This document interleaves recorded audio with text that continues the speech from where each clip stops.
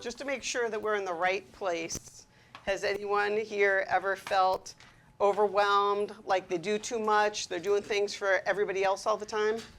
Ever in your life? Okay, just checking. What about maybe feeling like you have a lot of drama in your life, despite the fact that you say you don't like drama? Anybody? Just checking. Ever told yourself that you are going to do something and then don't? Ever? We're missing some hands there, but that's okay. I'll let you off easy. All those things are about boundaries. We have boundaries with ourselves. We have boundaries with others. We have boundaries with invitations that we receive in the world, and how we relate to them and how we manage them impacts our health and our well-being and our state of our relationships. So we're going to explore that a little bit today, but let's think about why. So having weak, poor, or inconsistent boundaries causes us a lot of stress and anxiety. There are tons and tons of studies. People pleasers say they experience 70% of the time they are experiencing chronic stress and anxiety in their lives. This is from the American Psychological Association. People with poor boundaries have 40% higher stress, they report, than people who have very clear boundaries. This leads to burnout and exhaustion, right? So when we're stressed and we're anxious, it depletes our system. We have all of those stress hormones going in our bodies, and then we become more worn down, more exhausted. We're not sleeping well. We're usually not eating well. And it's hard to replenish our system because we're on the go, go, go. 33 to 50% more likely to experience burnout due to self-neglect in life and work. So when all that's happening, you can imagine relationships are breaking down too, right? Who are we with most? Ourselves. Next most, our primary relationships. We're in relationship at work. We're in relationship at home, with our partners, with our children. Partners who are not having good boundaries have 25% less relationship satisfaction.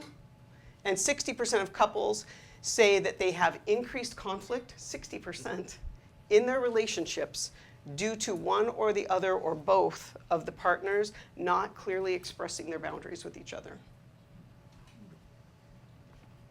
Now, if that's not motivational, I don't know what is. And then lastly, what breaks down, well, actually, firstly, what breaks down is our self-concept. When this is all going on, we stop trusting ourselves. Because why would I trust myself if I say I'm going to do something and I don't?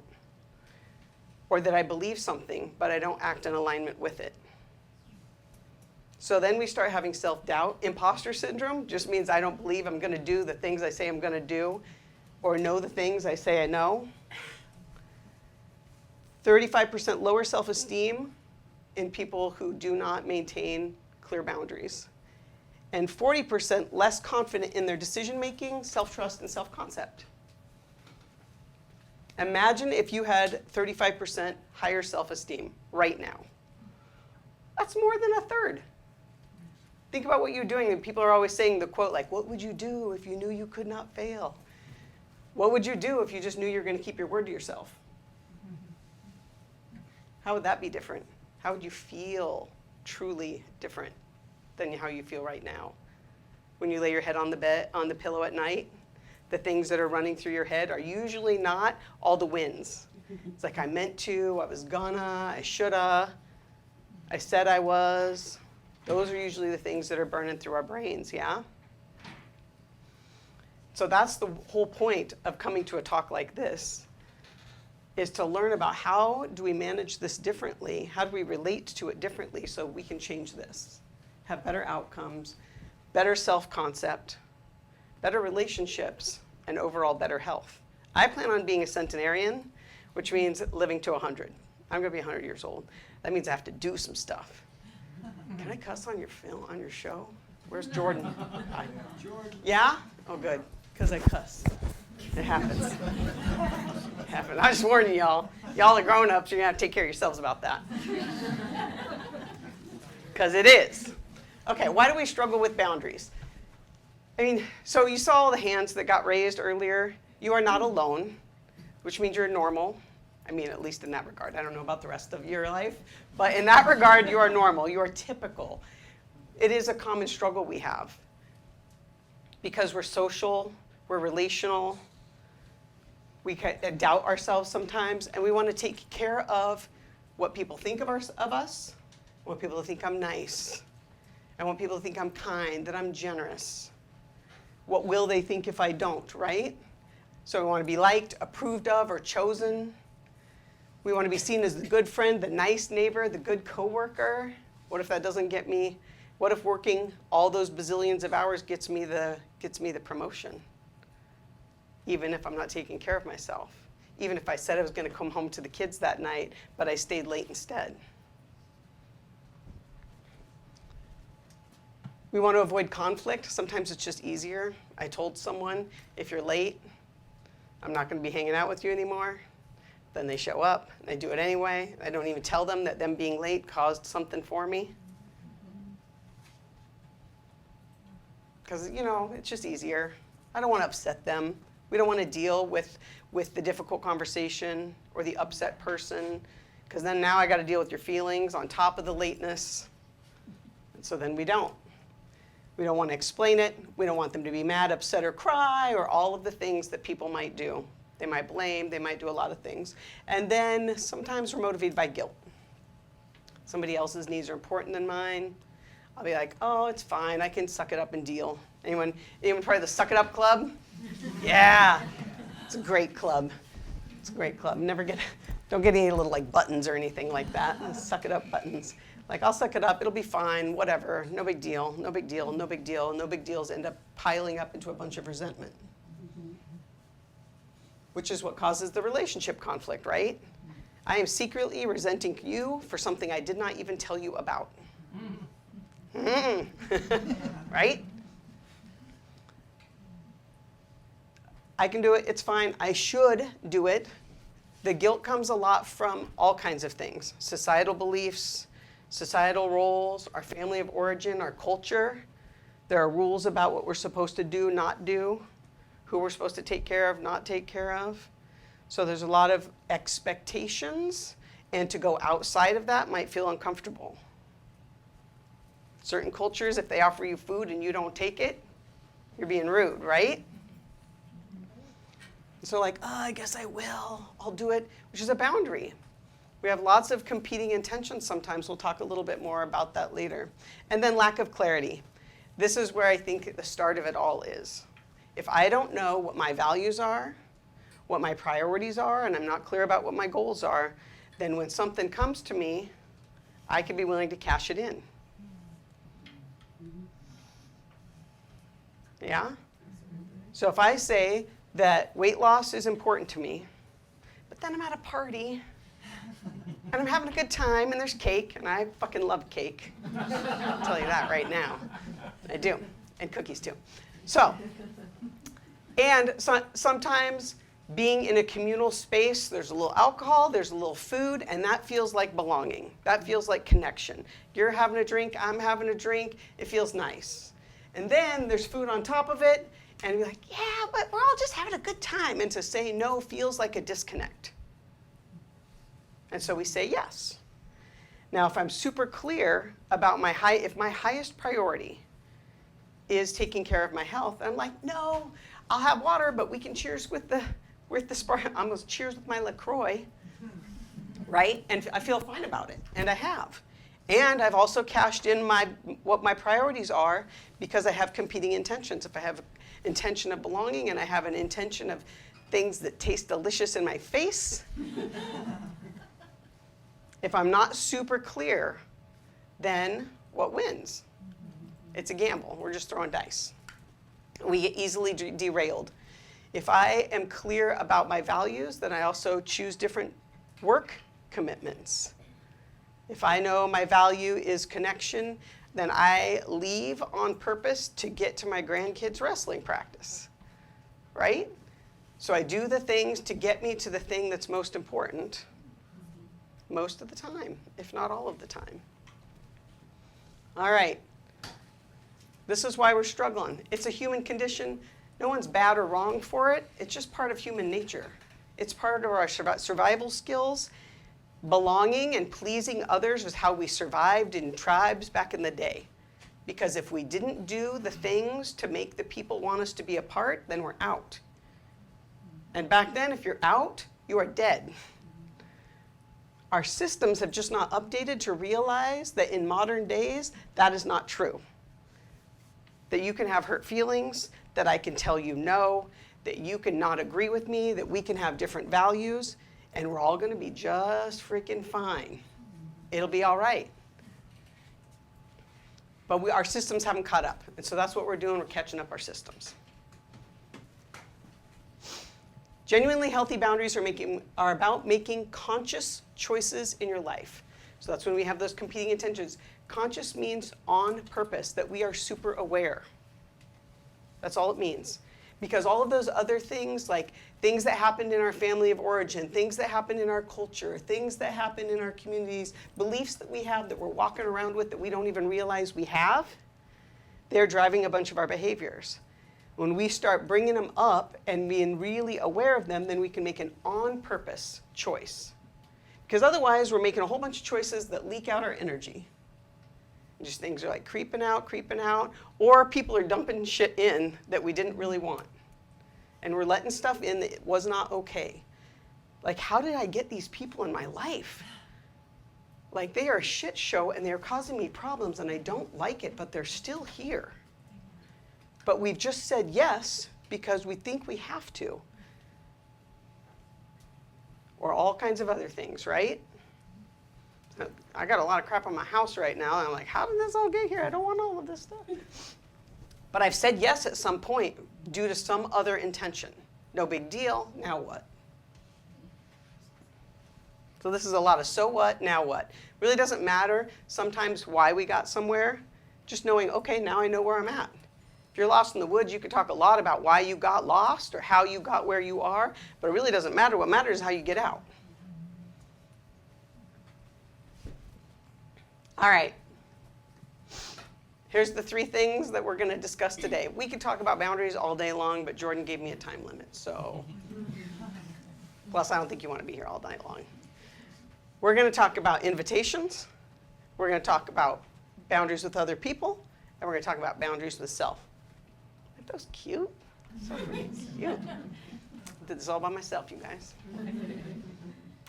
All right, so invitations are just opportunities that are presented to us. People are going to invite us to do things, go places, be a part of stuff. We get to decide whether we want it or not.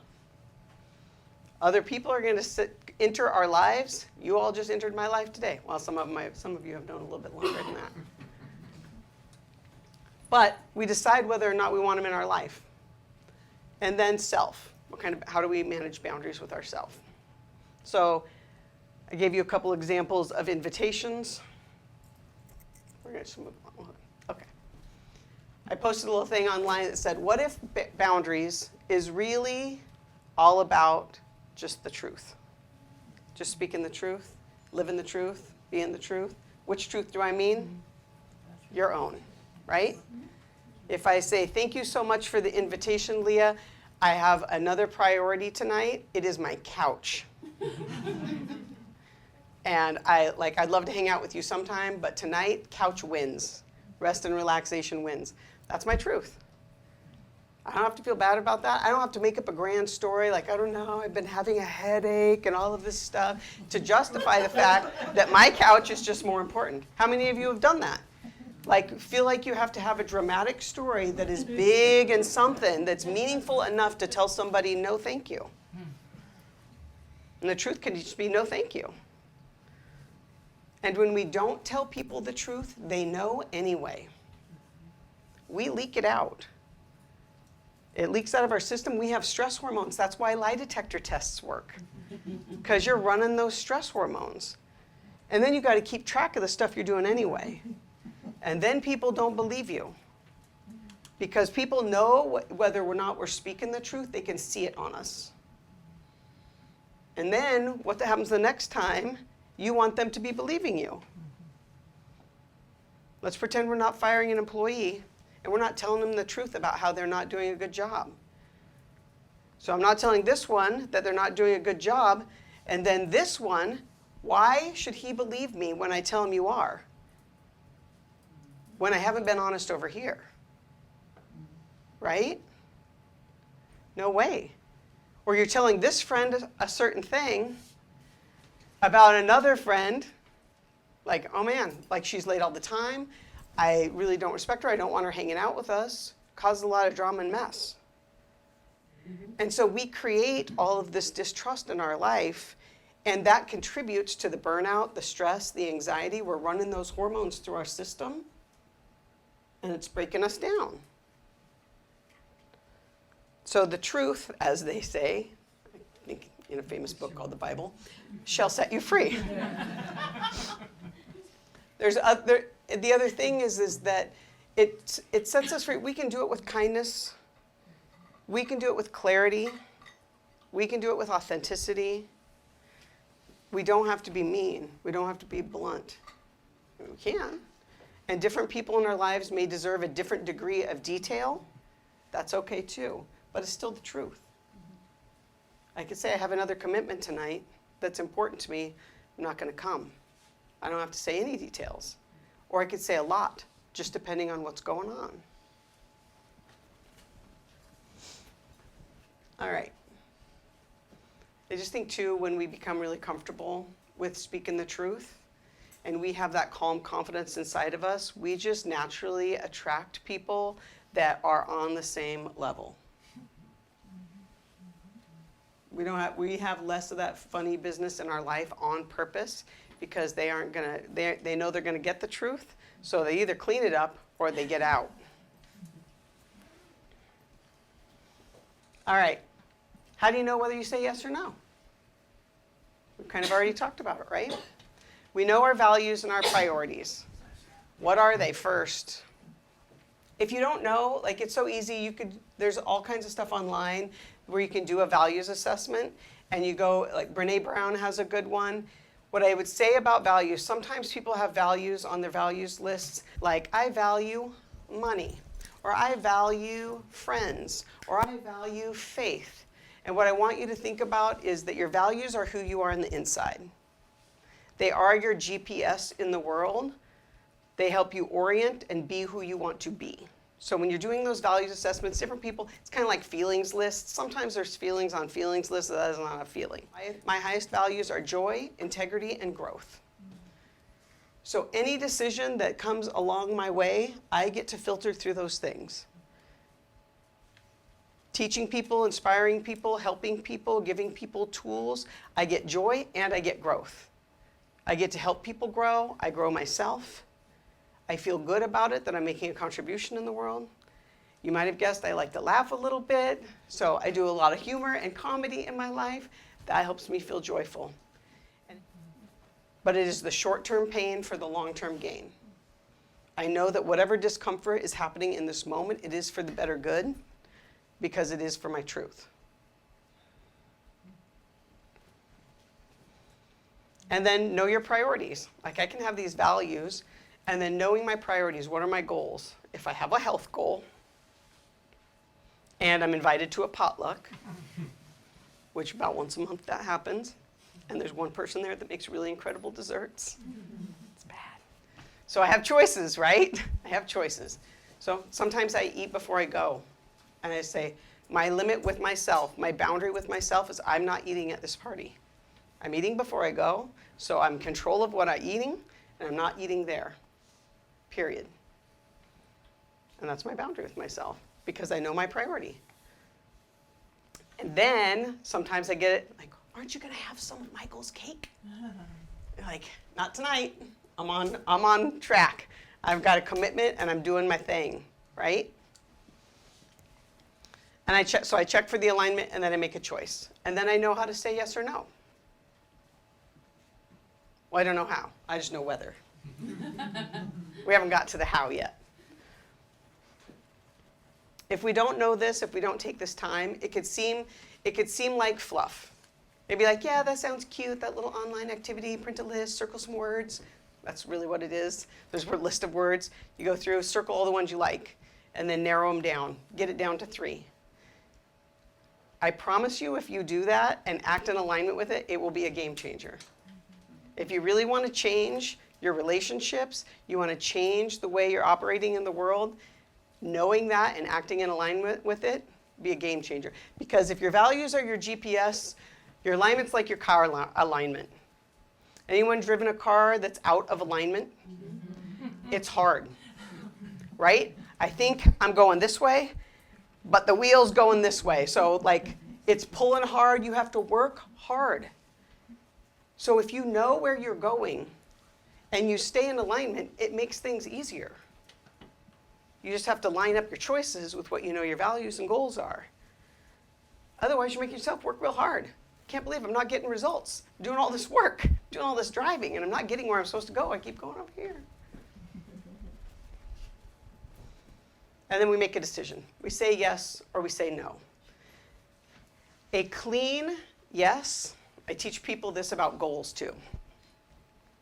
A clean yes is one that is not driven by guilt or fear or someone else's expectations. It is because it is an alignment for you. That is a clean yes. Same thing with a clean no, right? That doesn't have that other stuff in it. I'm really conscious. I'm aware of why I'm making the choice, and it lines up for me. That's what a clean yes or a clean no is. Once you're doing that, it gets easier. Here's our 4 D's of how we're going to do it. This is how we do a no. No. Complete sentence. No, thank you. Also, a complete sentence. Right now, I'm working on other things. Thank you. Thanks for thinking of me. I appreciate it. I'm not going to go this time. Like, you can fluff this up. You can make it cute. You can make it fancy. You can make it longer. I do really appreciate that you invited me. I'd love it sometime. Invite me again in the future. You can just push it down the road. Because maybe it's something you don't want to say no to at all, but it's just for not right now. Thanks for thinking of me, not right now. I'm really loving my garden. I'm going to spend all weekend there. That's not true. That's a lie. Invite me again in the fall. A self-boundary I have is I don't buy any more friggin' vegetable plants because it doesn't happen. Someday maybe, but not now. So you can tell people another time in a variety of ways. Define. What I like about define is it's just an algorithm. And all an algorithm is an if-then or a when-then sentence. If you drink, I'm not riding in the car with you. If you smoke, I won't kiss you. Here's the cool part about this that we get mixed up sometimes about boundaries. Boundaries are about us and what we will do, not about what you can or cannot do. I'm not telling anyone they can or can't smoke, that they can or can't drive, that they can or can't anything. What I'm saying is what I will do in the face of that circumstance. That's what a boundary really is. We get confused sometimes because I set a boundary. I told you, you better not be ever late with me. That's not a boundary. That's an expectation. Expectations are dangerous, folks, because you're going to get disappointed. Because we are not in control of anybody else. We are only in control of us. So if you're setting expectations out there and being really disappointed that people are breaking your boundaries, you never actually set a boundary. If you're unfaithful, I will leave you. If you don't show up to therapy, I'm whatever I'm doing. If you don't get grades good enough, I'm not paying for your insurance. And so you said what you're going to do in response to whatever the external circumstances. And then people are really clear. And then it is on you to follow through with your own commitment to your boundary. If you do not follow through on your commitment to your boundary, people don't believe you. So if you haven't been doing that well, no big deal. You can just tell someone, I haven't been very good at this, but I'm going to start doing this now. I know I keep saying X. I call that bookmarking. Like I've just put a mark. It's like a line in the sand, right? I've been doing it this way. Now I'm going to be doing it this way. That's just speaking the truth to somebody. I know I keep telling you I'm going to do this, and I haven't been doing it. I'm recommitting, and I plan on sticking to this boundary. I just want you to know. Not a bunch of energy. I coach people a lot about no big deal energy. Don't make things a big deal that don't need to be a big deal. You can have very matter-of-fact, calm confidence with clarity. Just say it is what it is. You don't have to say why you haven't been doing it or why you're going to do it better now. You don't have to make it sound like a threat because that's not going to go well. So that's the when, then, if, then. Sometimes you know something's going to happen, right? And then delete. That's the last option. This person, activity, or behavior doesn't belong in my life anymore, whatever it is. People quit drugs and alcohol. People quit sugar. People quit people. And just knowing very clearly if this is something that belongs in your life anymore. End it or don't. You can just be done with it. See if there's anything else I want to say with that. So these are our strategies. I really think that when we're really clear and honest with people, like 99% of the time, these two are going to be your best friend. And if you're consistent, even in the beginning it can be a little hard, and people may not believe it in the beginning, and then they do, because you keep doing it. When people are late to activities with me, I stop inviting them. Sometimes I tell them, sometimes I don't. I stop inviting them. Because I don't have to. I've just decided as a boundary with myself, if people don't respect my time. I lost a dear friend that way. She's like, you don't respect my time. This doesn't work for me. We had clear conversations about it. It continued. It was no more. I don't have to deal with that distress anymore. I'm not waiting for hours for someone to show up, wondering if they're going to come, any of that. It's delightful. Okay, hey, self. I don't know about you, but I literally have those kinds of conversations, and I'm like, self, what are you doing? Sometimes I even use my name. Damn it, Casey, what were you thinking? I do that. So, hey, self, we can have boundaries with ourselves about all kinds of things. Some money. I have a client that only purchases things off Amazon if they've set in her wish list or cart for 1 week. Oh, wow. If there might be other people who could benefit from some Amazon boundaries. I don't know. Had people with 24-hour boundaries, people with 1 week boundaries. If I want it bad enough after a week, then I get it. If I still want it or not. But that is about conscious choice, right? That whatever my instant gratification brain is feeling in the moment, I'm not letting that drive. And then I come back and revisit later, and I'm choosing on purpose, do I want the thing? You can do that with people.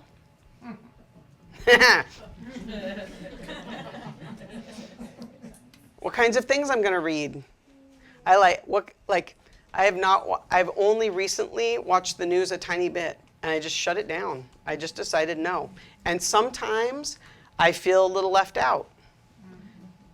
And like I don't know stuff. I remember when I used to think like, how do people not know who that celebrity is? How do they not know that that's going on? Like, oh, I know how. You just turn that shit off. It's caused me a lot more peace in my life. And I don't feel like I'm missing out that much. Because the big stuff rises up and I hear about it, and I can go check it out, and I can go research it and find it if I want to know more about it. Do I probably miss some things? Sure. You know what I don't miss? The everyday adrenaline garbage rush of stress hormones. I don't miss that. And it's not proportional. Like the occasional miss out is not in same relationship to the flooding of crap. And so it's just a boundary I set with myself until I decided I wanted to do something different about it. I know someone who buys themselves fresh flowers every single week. As a commitment that they made to themselves. I told you that I don't buy flowers anymore, not the kind you plant in the ground. I used to do it a lot, and I'd get all excited and buy a whole bunch of vegetables or flowers and stuff, and guess what happens? Yeah, they die. And so I don't want that kind of stress. I finally accepted I don't like taking care of all that crap. So guess what? I don't.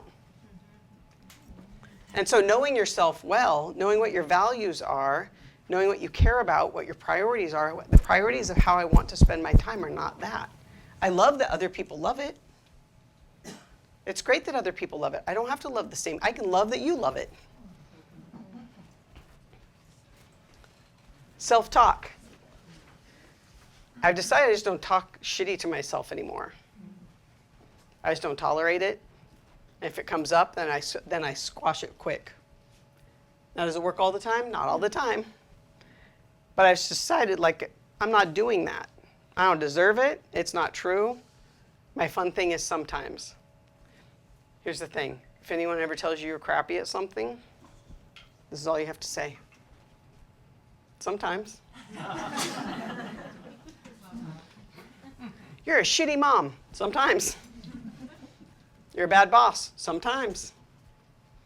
You are a great boss. Sometimes. You're a great mom. Sometimes. I'm not all of anything all the time. And so I catch myself much quicker, and I have a lot more grace about it because I've just realized, one, I'm not perfect. Weird, but true. As much as I tried for a lot of years, didn't work. So having that kind of grace and flexibility and knowing that sometimes yes, sometimes no, then you can just really tune into, like, what do I really want to be? Who do I really want to be? How do I want to talk to myself? And then I do that. So boundaries don't have to be big and dramatic. They can be little. I have a boundary with my car keys. I'm not kidding you, they only live in my purse. And I have a speckled pair of readers. I have a boundary with them. They only live on my TV room couch. Actually, I have a colored pair of readers for every room. Let's be honest. But there's a boundary. Literally, if I take that pair of readers, these are my office readers, if they follow me somewhere else in the house, I take them back like a leash because that's where they belong. I have a boundary about it. They don't get to live in the living room. They live in the office, period. Because then I always have one there, and it friggin' irritates me to be in a space where I need something to read, I need something to make my eyeballs see, and I don't have them. So boundaries can be tiny, they can be big. They are about creating ease in your life, about reducing stress. It's just a container, right? It's just a container. What do we want to let in? What do we want to put out?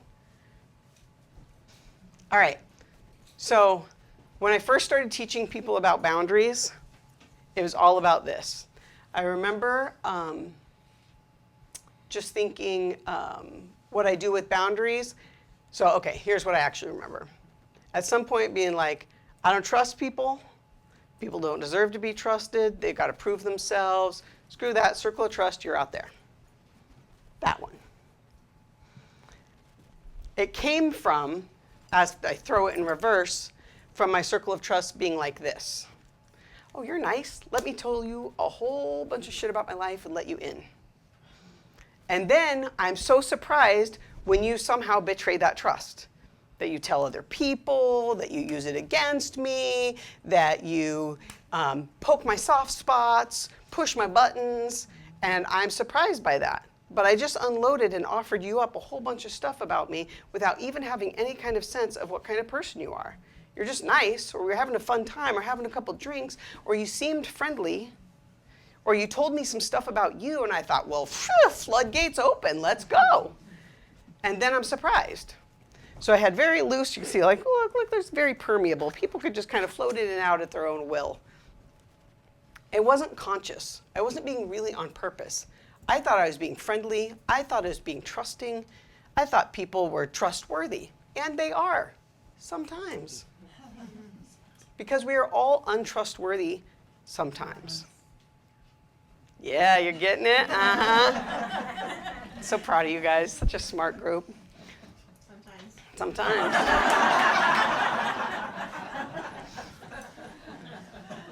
So I went from this to this. Anybody familiar with this one? Yeah? Uh-huh. Real crisp, real clear, real obvious, very strong font, right? Like, no. I even have a shirt just like this. I was going to wear it tonight, but it was unfindable. It's around. It's at a different weight set point. Had some loose boundaries with the snacks. So all of that led to me to thinking about, and I'm not the only person who's kind of thought about this kind of model, about trust being in kind of orbit, in circles, that there are layers of trust. It's not about being all in or all out. It's about kind of exploring where someone belongs in our life and why. Now I have these little labels just as examples. You could label them however you want. They're really not that scientific. They're science-based, evidence-based. But you can kind of see how this works, right? Your intimate confidant, your close friend, a friend, an acquaintance, someone who's familiar to you, unknown. So I think an unknown person, there's a few people in here who are unknown to me. Someone that's walking down the street is an unknown to me. I'm probably not going to go up and be like, oh my gosh, can I tell you about my mom? Just kidding, mom's over there. But your childhood stuff, your traumas, like even my boss, I'm not going to be like, oh my God, hi rando at the dog park. Let me tell you about how shitty work is right now. It just really doesn't go like that, right? Or if it does, you got to think about, what am I trying to do in my life right now? What is it that I'm trying to create? And is this the right place to be creating it? Or someone's oversharing with you maybe, and you got to think, I wonder what this is about. Why is this person sharing at this level with me? What's going on here? But I might exchange some pleasantries. I might tell them their hair is cute.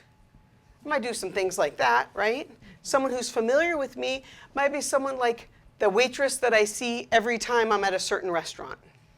We're friendly. We might even know each other's names. We might know a little bit about each other's lives, a tiny little smidgen, right? An acquaintance might be someone you see regularly at social things, but you don't really know each other well. They're nice, but you don't really know them, right? They're friendly, but they're not necessarily a friend. You can think about you can imagine those people in your life right now. You've all got them that you see at social things or see regularly, but you don't really know them. What kinds of things would you tell them about your life? What kinds of things would you trust them with? Would you give your toddler to them for the day? Right? Would you leave your purse with them? Would you loan them money? These are all the ways that we extend trust to people, sometimes before we know whether we should.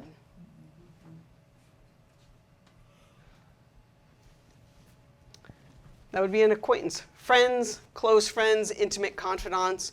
And I think just at the center here is us and our own little tender heart, our own little swirly being. I think that no matter how close we are with people, there's always things that are just ours. We say things like, oh, I could tell them anything. We don't.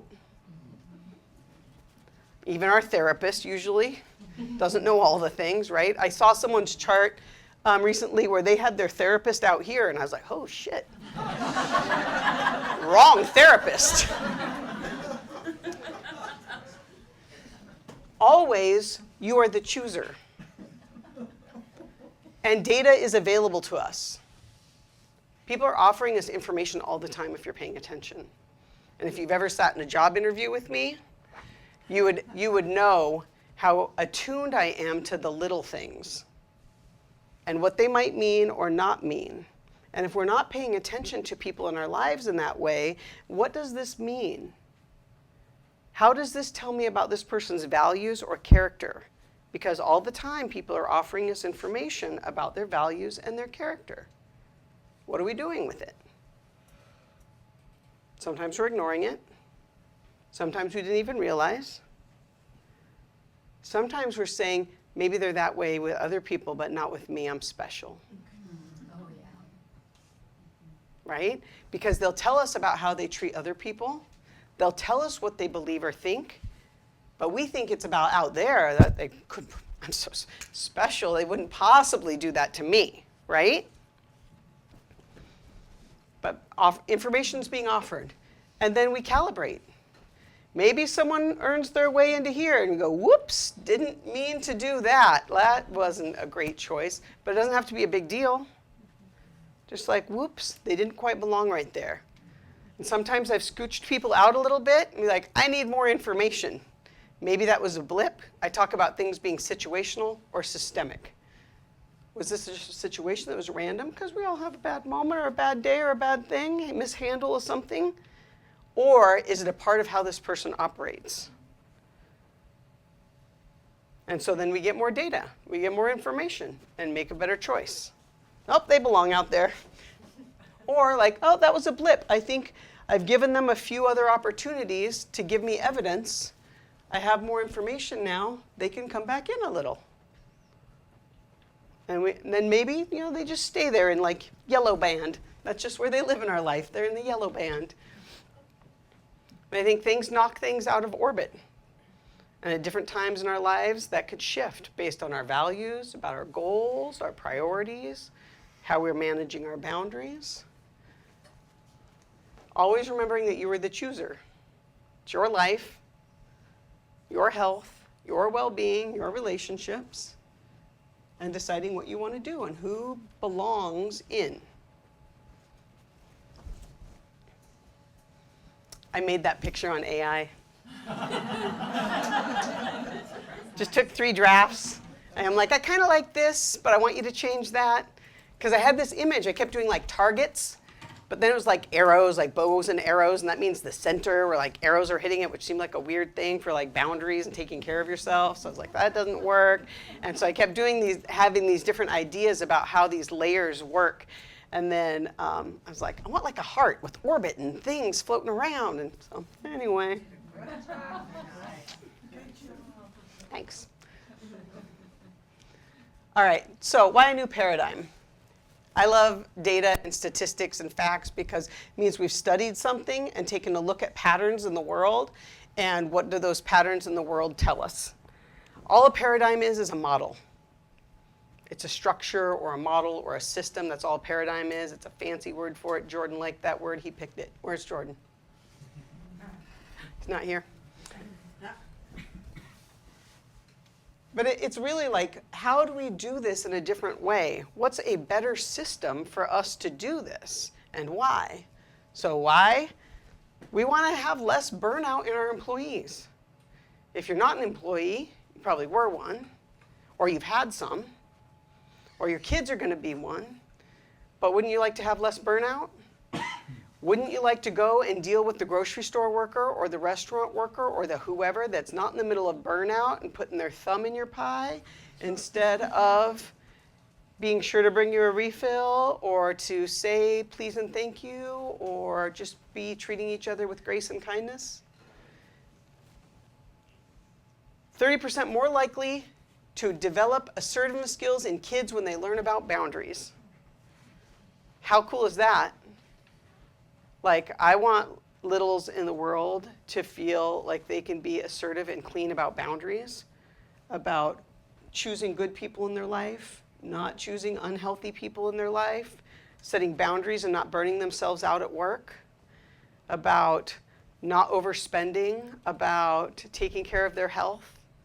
Like, think of all the ways that little people could be really living effective lives much earlier. Shoot, how many people have said, if I knew then what I know now? Yep. That's one of them.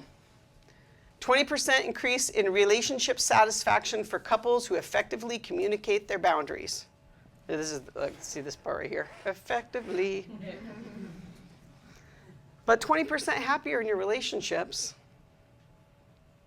61% of employees feel less stress with good boundaries between work and personal life. I mean, this is all for all y'all. Any of you who are still working or know people who are working, like, it is why my business is called The Leaderful Life, because I feel like when we lead well in here, we lead well out there. We lead well out there, we lead well in here, and it all balances out. We have better life in both places when we do it that way. 70% decrease in anxiety and depression symptoms for individuals who set clear boundaries. Shnikes. Like, I mean, if you don't hear every single day about anxiety and depression right now, and for a variety of ways, right? We're flooded with lots of things, but you just even think about having a boundary with your phone. That one hurts, right? I mean, there's lots of studies that say that our stimulus from our phone, especially we're touching it first thing in the morning, increases anxiety a ton. Our stress hormones and anxiety go up. We're stimulating our whole system in that way, in like crazy ways. There was a thing I was going to say about that. It'll come back. So setting clear I remember. There was a mom who was talking to her son about, he was playing video games. He's like, Mom, but I'm winning. Hold on, I'm winning. She's like, well, you're winning at something. It's just not at life. Yeah, right? Because we get those dopamine hits and we get those rushes. It feels like we've won. I just accomplished another level. I just beat that puzzle. I just did that thing. I do it too. Like, ooh, I'm going to play that one more game. I've even deleted all the games off of my phone except for solitaire. And I still will be like, solitaire. Like, God, yeah, no, put it down. But when I'm doing that, I'm not doing other things that I care about, which goes back to my values and priorities, right? I could be writing a new class for you all, or I could be fucking around on solitaire. Truly. What is it that you love or excited about or get joy from that you are not doing because you're screwing around with something that's not that important because you won't set a boundary with yourself for it? There are things, I promise you. So, this is how we do it. Tomorrow and the next day and the next day. This is how you put it into action in your life. Do the little things and do them soon. The sooner you practice, the more likely you are to do any of it. Start little. Know what your values, goals, and priorities are, and make decisions that align with it. Period. Have calm confidence. Practice saying no. Practice saying yes. Be aware that you just did it. I just did it. I said the no. No thank you. No way. Not doing it. It can be any kind of no. Say the no. Say the yes. Say yes for things that you really love, too. Shonda Rhimes wrote the book, A Year of Yes. She wrote Grey's Anatomy and what's the fire one? Station 19. She's a prolific writer. She's written a Scandal, a bunch of shows. She's a brilliant writer. Her life became very small. She got invited to like the Oscars or the Emmys or something. And her sister's like, oh my God, how cool is that? Are you gonna go? She's like, no, I'm not gonna go. She's like, why? You always say no to everything. And it kind of rocked her world. Like, I always say no to everything. She was saying no to all kinds of yummy, beautiful things in her life that were exciting and fun. And so she decided on her birthday to say yes to everything in the next year. Now, that doesn't mean yes to every invitation, right? Because there are things that she was invited to that could have been a yes, but she was saying yes to her health instead of yes to this. She was saying yes to alone time instead of yes to an adventure. But it was really all about the conscious choice, right? Am I on purpose choosing because this is something I love, care about, want? That's what the powerful yes is. Pay attention to the evidence and signs and recalibrate about your choices. You make a choice, you're like, ugh, do I like that? Do I not like it? Did that feel good? Did that not feel good? And then recalibrate about others' choices, about situations, adjust accordingly. whatever it is, just tell them the truth without making it a big deal. No big deal energy. People deserve the truth. So do you. Last, deal with the discomfort with dignity. It's not easy. Doesn't always feel good. In the moment, it is the short-term pain for the long-term gain. Because you can be kind, you can be patient, you can be strong, you can do it with integrity. This builds self-trust and self-respect. And if you got that, you can go all over the place. That's what I got for you. You can find out about my other talks and stuff on social medias.